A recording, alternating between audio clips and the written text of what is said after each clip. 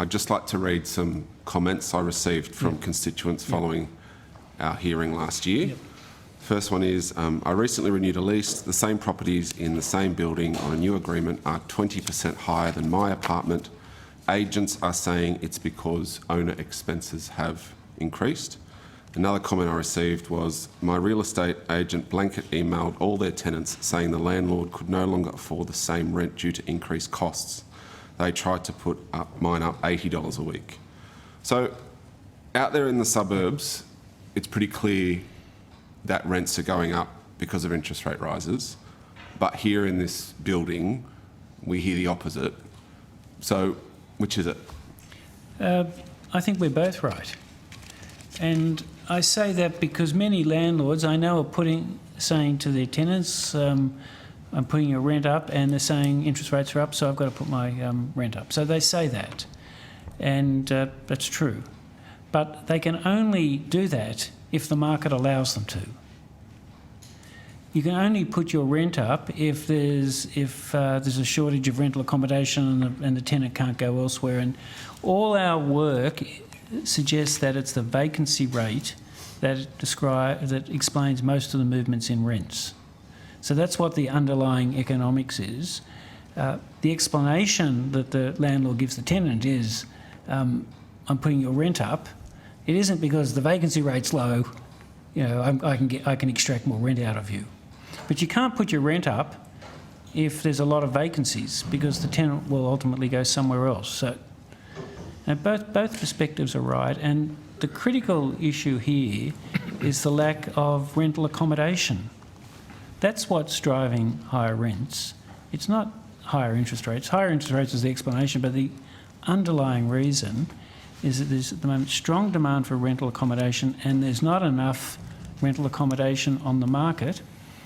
The rental vacancy rate in Sydney is kind of back to kind of where it is most of the time, but starting to push lower, and the rental vacancy rate in most of the other capital cities is way below where it has been on average, and rents go up when there's not enough supply. That's the fundamental issue. So we're both right. I'm not saying that higher interest rates don't have any effect, but they can only have an effect because of the supply imbalance in the marketplace. Well, the answer you've just given there seems to be at odds with some of the other comments you've made, so that's why I sort of asked the question again. Yeah, so it's a fuller right. Kind of. So that's why if I said last, I probably didn't wasn't expansive enough last time, because I've got in my it's basically the vacancy rate that determines rents. Right. Again, going back to September, your evidence to this committee revealed that in your considerations when you look at raising rates, that you measured the dollar impact of those rises on those with a mortgage, but your evidence suggested that you didn't do the same sort of dollar for dollar analysis for renters. The highest form of housing tenure in New South Wales are now renters. Yep. Have you since undertaken that dollar for dollar analysis on the impacts on renters since our last meeting?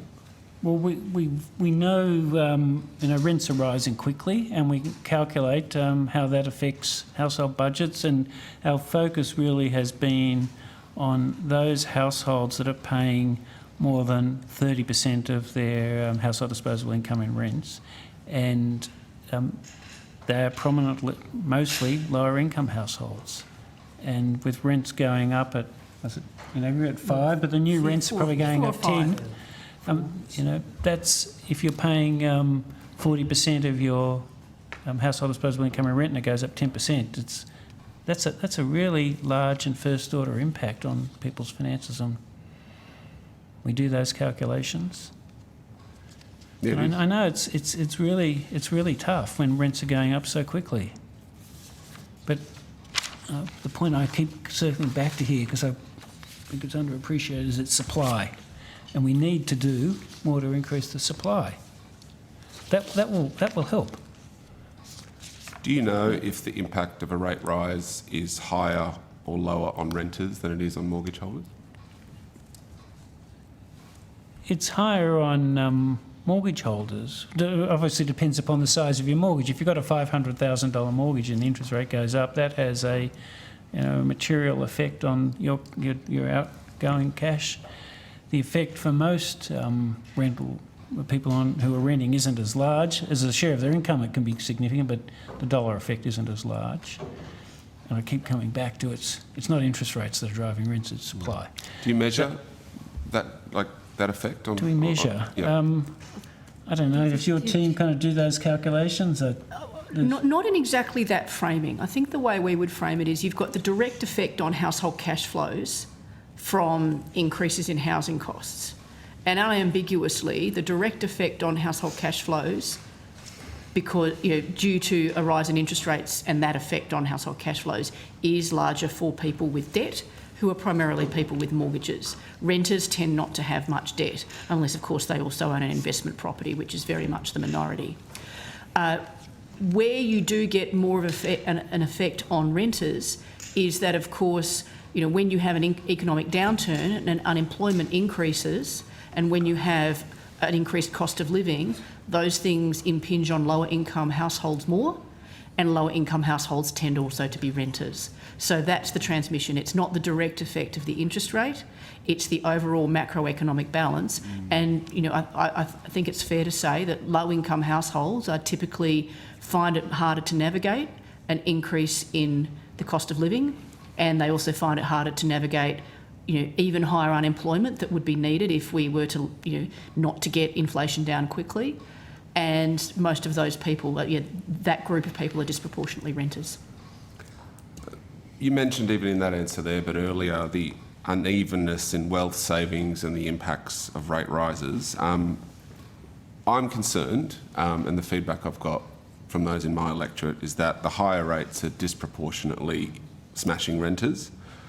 And do you think the RBA needs to better understand the impact of rate rises on renters, or are you happy with that? It seems like you've got a different approach to measure it on renters than you do on mortgage holders. Are you happy with that, the current set of data you're getting? Well, we always want to understand everything better. So if there are ways that we can understand that better, we'd certainly jump at those. But to understand the kind of the mechanisms that we've talked about, that higher interest rates lead to some landlords putting up their rents if they can because of the supply situation. So we can calculate that, and so that's the main mechanism. And we look at household budgets, and if there's a better framing to understand that, then we'd welcome. Are you seeking better data on the impact on renters?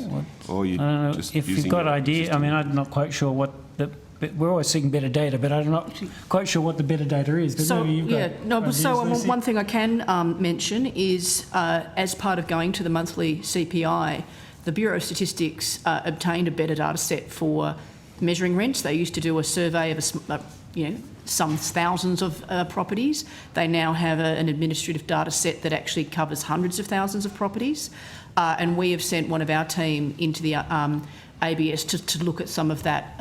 So he's currently there, and we're looking at some of the underlying data to do some more splits. So absolutely, to the extent we've got people and time to do it, we are always looking at those things. And I think one other point that I'd make is that's the stock of rents that is actually happening, and that includes people with an ongoing contract. A lot of the sort of the stories that people are hearing is about the newly contracted rental property, so the leading edge. And we know that, we've known for a long time that advertised rents have been growing much faster than the overall stock because they're the leading edge. That doesn't necessarily, we do expect the CPI rents, so the overall growth to pick up. That's already in our forecast. We're aware of that. It's currently around about 4. So that's, again, an increase of 4 on average for most people is very different from what people on mortgages are currently experiencing in terms of the increase in their repayments. So we can get at those things using different data sets, but absolutely we're looking at other ones as well. And we just, it's never been the case that the CPI rents always catches up to the advertised rents in growth rate terms. It's more just you have, each cohort rolls over, they experience sometimes a larger increase than normal. We are expecting, because of the tightness in the rental market and because of the low rate of vacancies in most places, we are expecting rental growth to continue to pick up. Okay. Just got a few questions on the Barrenjoey lunch. How many times have you, the Deputy and Assistant Governors, met with employees of Barrenjoey over the last 6 months, including at events hosted by them at the RBA or elsewhere? Well, I can answer myself. That was the first event I've done for Barrenjoey. No, I've not done any in the last 6 months. Okay. In the last 6 months? That was- I did one after the November. So after the SMP, I always do a sequence of events and lunches and other meetings for, you know, our liaison contacts, various other contacts, and some of the financial markets. And they're not necessarily financial market participants around the table. Oftentimes it's corporate clients. They're often, you know, the most interesting two-way conversations. So I have done 2 for Barrenjoey ever, and I think one of them within the last 6 months. It was after the November SMP. I had one invitation which I wasn't able to take up. Okay. Following news of the most recent lunch, it's reported that another lunch with Assistant Governor Ellis was scheduled, but that it was hastily cancelled. Why did you cancel that second lunch? As I talked about with the Senate Estimates Committee, our liaison with business and with various groups proceeds on the basis that the people I'm talking to, can trust that I don't go to the media and kind of say what you told me or what other people in the meeting tell me as well. There's that kind of trust Off the record. there. Yeah. Yeah, they're off the record. There's nothing untoward about this, but if you speak to me, you want to have trust that I'm not going to go and blab to the press the next day, and I expect the same courtesy. That I can participate in conversations where people don't run off to the press and interpret or misinterpret what I've said. That courtesy wasn't extended after that Barrenjoey lunch, and I decided, given that, we would not be doing further functions for them for quite some time. Now, we need to all be able to, there's nothing untoward here, but we need to be able to have conversations with people without the other side of that conversation running off to the press. And when that happens, it destroys trust. And there are consequences from that. And that was why we cancelled the further functions with Barrenjoey. Trust needs to be built again. In 2021, the Bank of England, in a bid to raise transparency, scrapped holding these off-the-record private meetings. Have you considered doing the same? We've talked about it, but we've also talked about the danger of living in a bubble. Oh, I don't think it's that they're not meeting them, it's that they're no longer off the record. Well, I don't know. Then they're kind of open to the media and everybody, so it's very hard to then have kind of discussions with people if everything you do is in the media. But what are you saying at these things that wouldn't want to be made public? I'm saying the main messages. It's not just, remember, it's not just me talking. It's the messages. There's questions. So I was asking people there how our message was landing. Not so well. Do they think inflation is going to be more variable in the future, and why, and how monetary policy should respond to that? I think I was talking about the kind of the Reserve Bank review and what they would like to see. So there's kind of it's not me just answering their questions. I'm asking questions, and it's kind of an interaction, and I learn a lot from that. I think it was in public, then it wouldn't be as valuable to me. I feel like the Reserve Bank is speaking publicly more than enough, and to replace all the private events with public events, I think it would be a retrograde step. But I accept that other people have different views, but I worry about us not talking to people enough.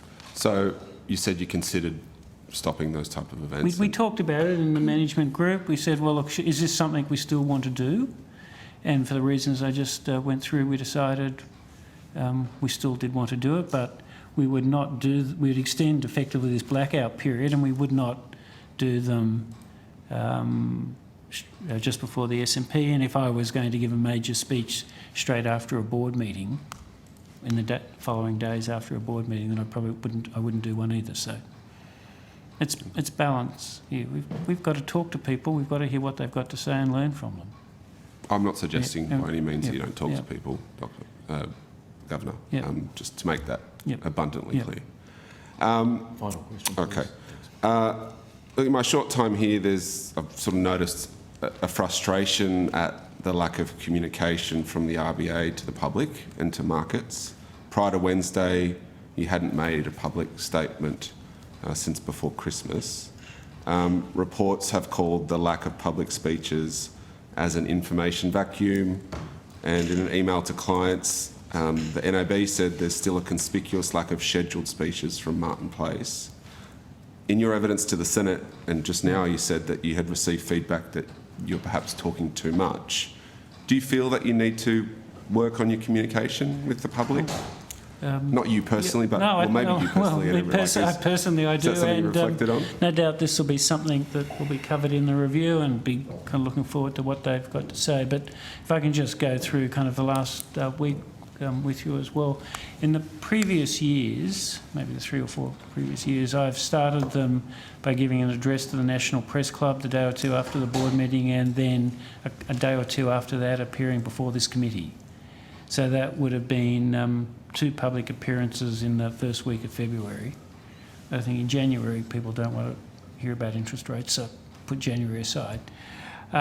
One piece of feedback that I thought it worked quite well doing those 2 events in the first week of February, but one piece of feedback that I'd had was, why are you speaking to the press and answering their questions 1 or 2 days before you're speaking to the parliamentary committee? There's a 3-hour hearing, good questions answered, detailed questions. The media questions are, some are good, some are not so good. Still got a few more here, we don't know. I thought about that, and I thought, well, why am I speaking to the National Press Club 2 days before I'm speaking to you? And I decided, at least this year, that probably wasn't the right thing to do. And normally this meeting would have been scheduled for the last Friday. It's normally on the day, the practice has been the day of the statement of monetary policy comes out, and that I thought that worked really well, and I wouldn't do any other public comments. For the reasons to do with the calendar, it got pushed back a week, and so then we didn't have anything last week. I decided not to do the National Press Club because I thought we were going to be here last Friday, but we got pushed back, and then I had a kind of a gap in my diary, and I thought I wanted to go and hear what other people have got to say about what we're saying. Mm. So that's how we ended up where we are, and it's a good question about what we should be doing going forward. From my perspective, it would be better to have this hearing on the day the statement of monetary policy comes out. It's very close after the board meeting, and I wouldn't do any other public events between those 2. But that's not always possible because of scheduling issues. So. But the review will no doubt give us advice. I mean, some people say that I should do a press conference after every meeting. There'll be 11 press conferences a year, the most of any central bank governor in the world, and all the other speeches. And before your committee twice a year, and the Senate estimates want me 3 times a year. Mm. Some might say too much. You're in demand. But I'll leave that to others. Thank you. Authorised by Jerome Noxell, ALP 32 Beecroft Road, Epping, New South Wales 2121.